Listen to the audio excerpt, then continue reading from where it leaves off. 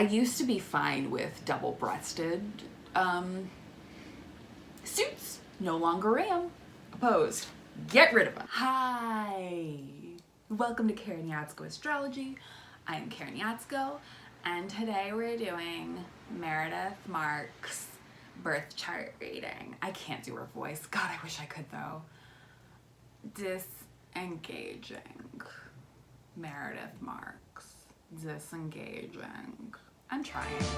Jealousy is a disease to which I say, get well soon. All right. So, according to the internet, Meredith was born December 15th, 1972 in Chicago, Illinois. Yeah, don't have a rising sign because we don't have a time. Yeah, let's do it.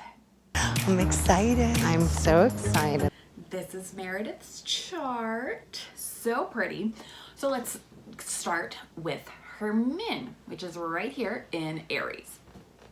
So the moon, the past, the emotions, the habits, but also in her case, I really do think it has something to do with family background. In my own childhood, I have been around a lot of fighting and a lot of volatility. Because it's in Aries and it's conjunct her Chiron. I'll get into Chiron in a second. But an Aries moon, it's very fiery. It's very interested in fighting.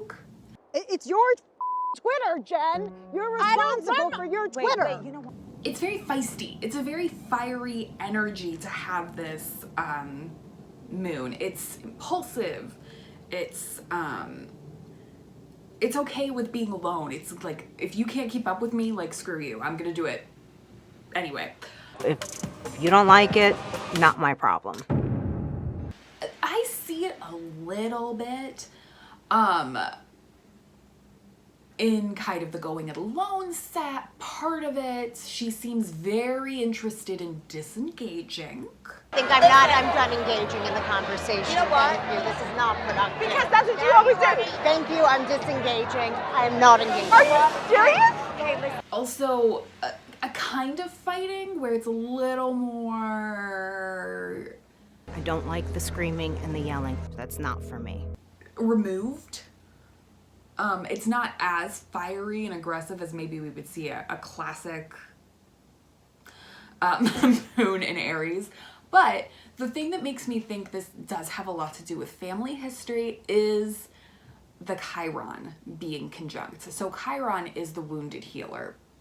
And a lot of the times that has to do with your past. Growing up in a divorced family, my mom wants me at her house one weekend and my dad wants me at his the same weekend. And the issue was that I always felt very pitted in the middle. Really just something that really affected you in childhood that you have to overcome slowly, hopefully through therapy. Some people do it worse. They would not agree, and I'd be the one trying to come up with the resolve, and everyone was mad at me. I felt very trapped with it, and so I get very triggered by intense conflict. It could be a family history of a lot of aggression, a lot of fighting, a lot of impulsivity, that maybe her way of dealing with it is to not really get into it as much.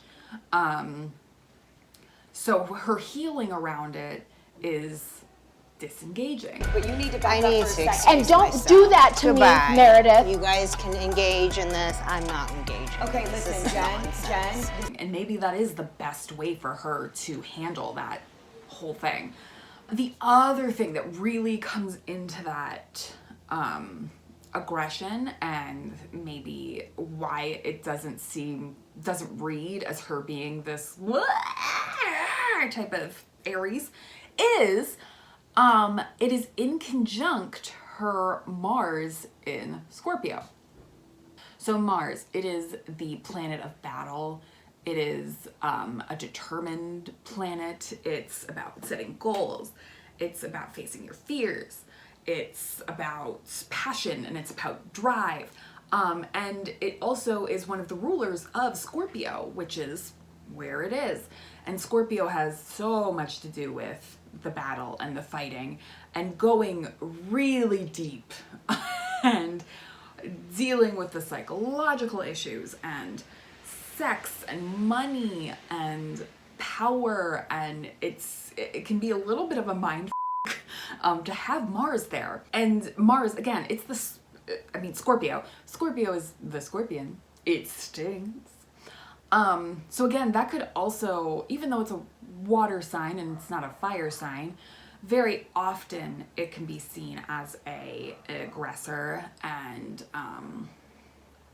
someone who uses the aggression to stand up for what's right and to shield themselves also a little bit. Not as much as Cancer, but while they're sitting in that muck and the mud of all of that Scorpio-ness, to kind of keep that safe. Now, with that being in conjunct with the moon, in conjunct means they're 150 degrees away from each other and they don't know how to talk to each other. Having that moon with that potential for aggression and that Chiron there where maybe it was the family, and having it with this intense Mars energy, it's really probably the reason why she disengages. All right, I'm done. Thank you. I'm Meredith, done. wait, No, the denial is what I will not I'm accept. telling you, We're done. Meredith, We're done. hold on, Meredith. And why that is the defense mechanism. Because there's a lot here. And it's probably better for everyone involved to do the disengaging. Oh, she's disengaging, so I'm gonna let her disengage. So let's go to the sun, which is right here in Sagittarius. She's a Sag. Mary's a Sag. So sun, it's the present self, it's the energy you're probably most gonna manifest in this life. And having it in Sagittarius, a lot to do with travel, risk, optimism, philosophy, really being a goal-oriented sign. It's the archer, it's the arrow, it's you see the goal, you reach a goal, go on to the next goal type of thing. So it's very focused. And I see the travel part because according to her Instagram, she does not appear to be in Salt Lake City ever. I was with my entire family. We were all in New York. When I'm in Hong Kong, I go there 2 to 3 times a year. And she's definitely very risky in her fashion. Oh my gosh! The Marquis de Sade is here! I don't know what I would, I'd define it as bad. But yeah, that's where I think her risk is there. Because she does not appear to be too risky in other places in her life. As far as like the goal setting stuff, I mean, I don't know how much that store is raking in or the jewelry line. I guess, yeah, I don't know. I don't know where the money comes from. I don't think it's a Jen Shaw mystery about money, but I don't know. She seems to be happy, so I'm so sure she's meeting her goals. Anyway, the other things to kind of look at here, because we don't do a full reading because they didn't ask for it, is we can look at Mercury and Neptune because they are also in Sagittarius. And we have Mercury, the planet of communication, the planet of ideas, all that type of stuff. And Neptune, which is the planet of, watery, like, idealism and dreaminess. And I actually feel like I do see a lot of the Neptune kind of come in with the way she talks. Because because Sagittarius is focused. And maybe it's just like her voice. It seems like she goes on a real journey in her mouth. She said that Jen had received a call that Sharif was in the hospital. Going around, like, I really have to like get around to the words slowly.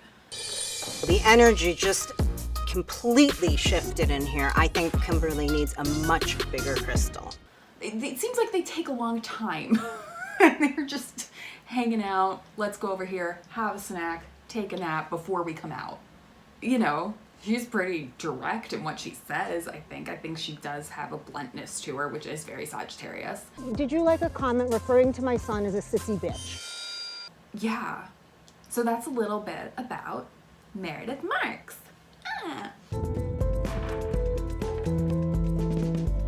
Honestly, I'm not surprised by this. You know, I really did not care about Meredith Marks until I saw her in the bubble bath. Welcome, welcome. You're in the bathtub? Yeah. That's how I want to greet everybody when they come into my house. And it's easy because I have a studio. So they don't need to go on, you know, a tour of the whole house. You just see me right there. Like I really can greet you from the bathtub. But anyway, that was fun. I'm glad I'm doing this one again because I did this truly 2 months ago and it's gone now. So this is the second try. Bye.